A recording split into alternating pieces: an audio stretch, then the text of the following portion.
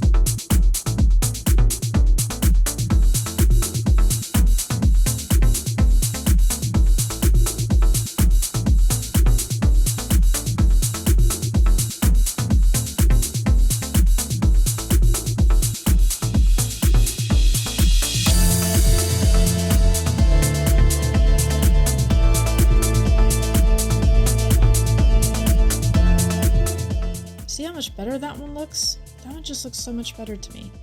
All complete. Just with the bigger blotches just makes such a big difference.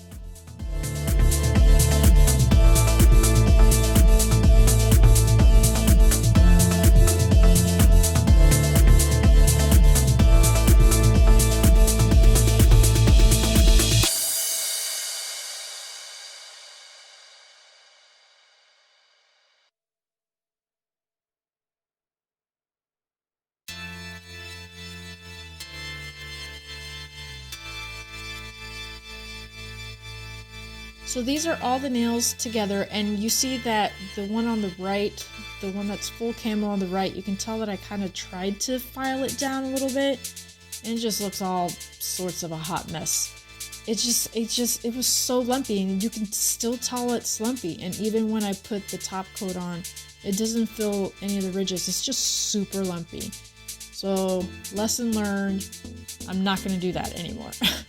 So this is the top coat. I did do it matte, but I didn't know which way I was going to do it once I put the top coat on. They looked so pretty, just shiny, but I really wanted to do it matte, and I'm glad I did matte because it actually did turn out like I envisioned in my head. But look how shiny they are. They look so pretty shiny. I didn't add any bling to this one. I just wanted to keep it as is. But here is the final product. I hope you guys liked it. I was pointing to that one because that one was my favorite. I hope you guys liked this video. Don't forget to like, comment, subscribe, and hit that notification bell. And oh, I forgot that I was doing this. Look at that. That's right. I did want the glitter striping tape to stick out a little bit, so I added some regular top coat to that. So here is the finished product. Don't forget to like, comment, subscribe, hit that notification bell, and that's it for me, the Queen Bee. Bye.